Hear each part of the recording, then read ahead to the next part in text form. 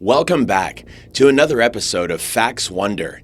If you enjoy this type of content, then subscribe and hit the bell icon so you never miss out on any of our latest and greatest uploads. Fear. It's often paralyzing and sometimes irrational. We aren't always ready to classify our fears as a phobia, but they might actually be just that. If you've thrown up the night before every dentist appointment you've ever had, you might have a mild case of dentophobia, that'd be a fear of dentists.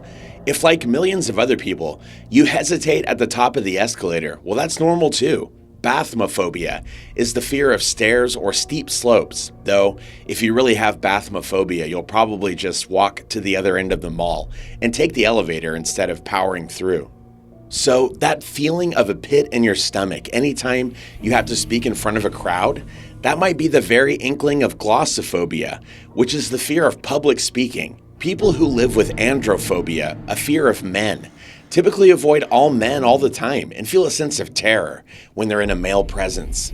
Our fears, on the surface, might seem irrational, but they're usually caused by something.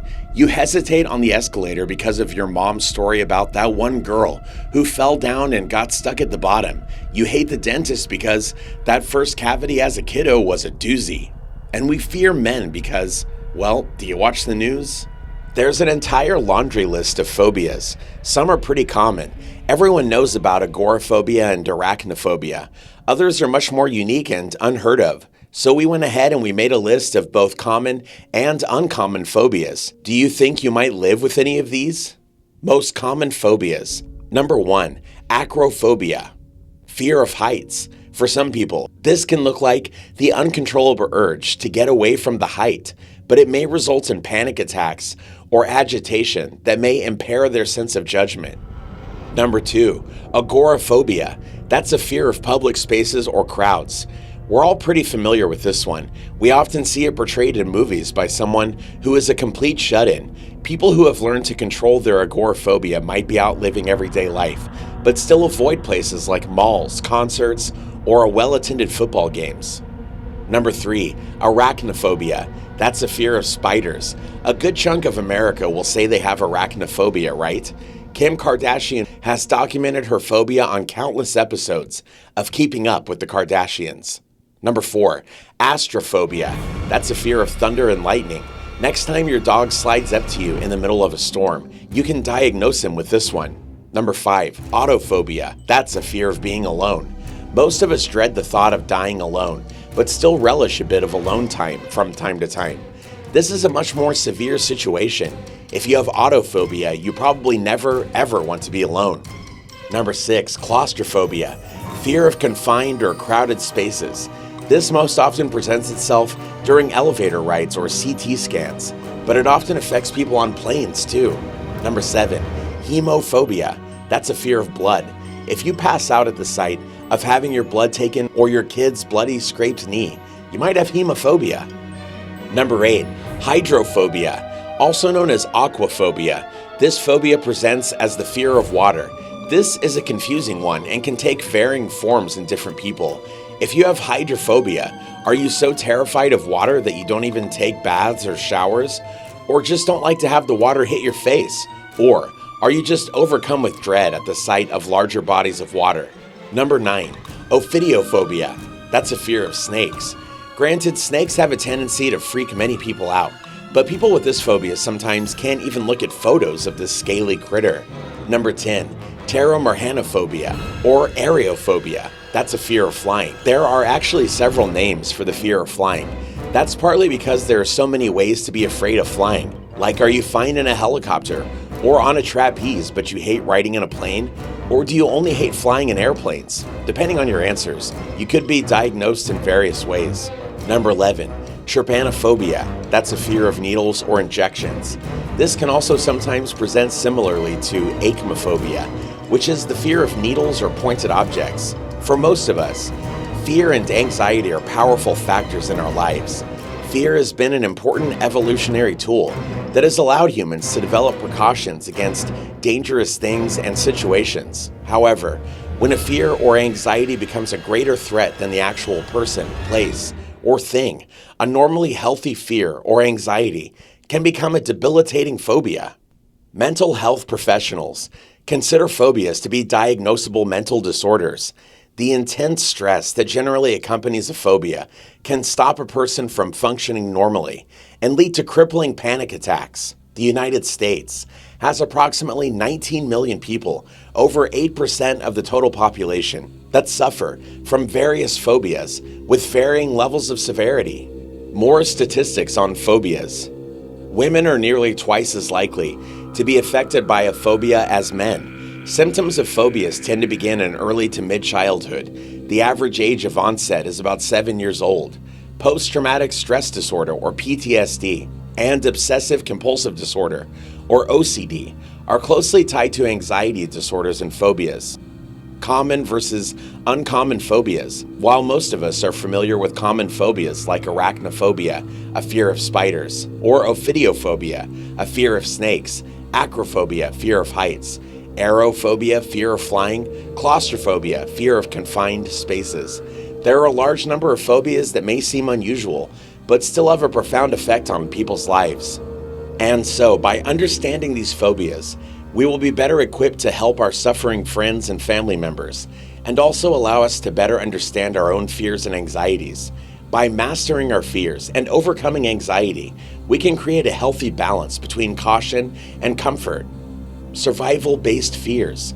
Common phobias, like arachnophobia and ophidiophobia, have developed as essential survival mechanisms throughout human evolution. These fear-based precautions have been bred into humans as an instinctual response that allows us to identify and avoid danger. Even many uncommon fears are generally based on practical knowledge. For example, aquaphobia.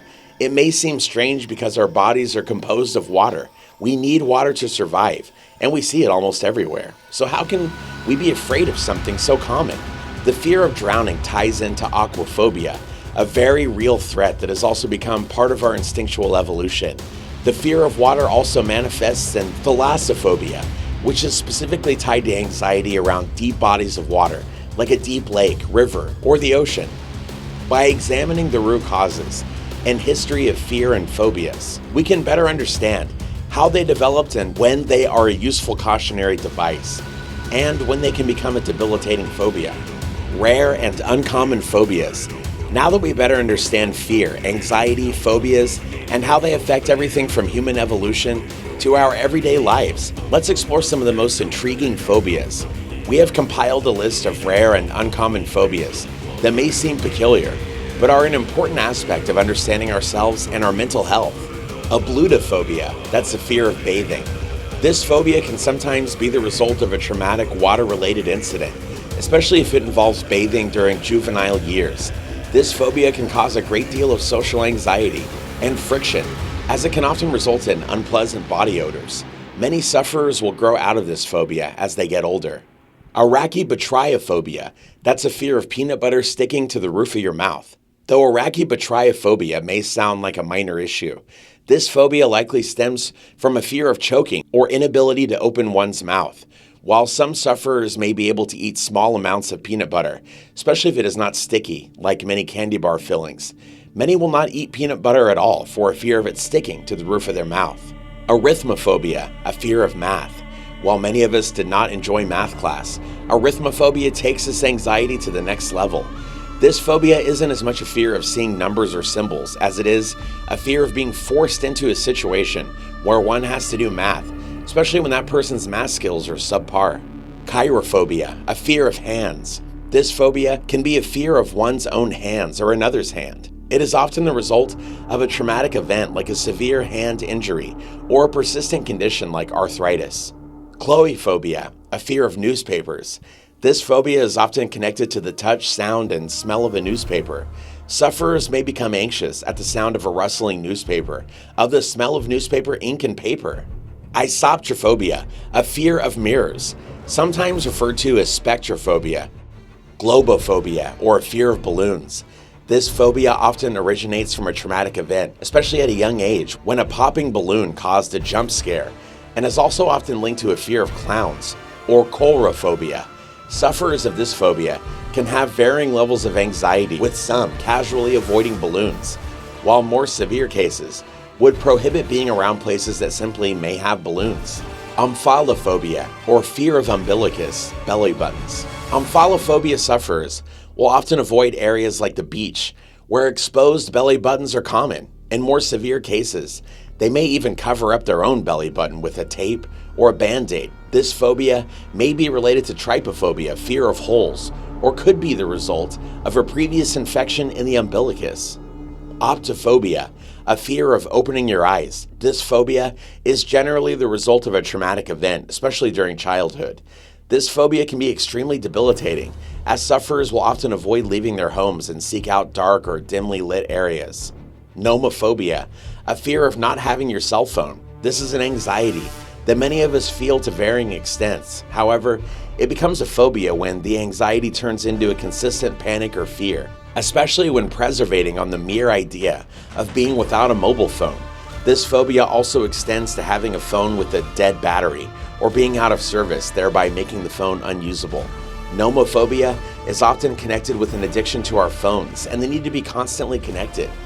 Plutophobia, or a fear of wealth. This phobia deals less with the fear of physical currency and more with the anxiety around wealth or being wealthy. Sufferers dread the responsibility and weight that accompanies wealth. They fear that they will be targeted for their wealth and subsequently put into danger. They may sabotage their career or money-making opportunities. Pagonophobia, or a fear of facial hair. This fear is often the result of a traumatic experience with someone who has significant facial hair or a beard. Beards also partially hide someone's face, creating an additional layer of anxiety for those that struggle in social situations or reading social cues. In more severe cases, a sufferer of pagonophobia may not even be able to look at a picture of someone with a beard. Turophobia, a fear of cheese. A fear of cheese can often be traced back to an incident with cheese, especially in early childhood. Being forced to eat cheese, especially when lactose intolerant, can create an aversion or anxiety towards cheese. More severe cases can result in a fear of seeing cheese. Xanthophobia, a fear of the color yellow. This is a difficult phobia to deal with, as some things in nature, and many man-made things, are yellow. Sufferers may fear something seemingly benign, like a flower, school bus, or wheel of cheese. This phobia could originate from survival-based evolution, as animals that are brightly colored, like frogs or snakes, are sometimes poisonous or venomous. And with that, we've reached the end of this video, all about top fascinating phobias. If you enjoyed it and you found it interesting, don't forget to leave a like and subscribe for more content just like this. Well, thanks for watching, and we'll see you again in the next one.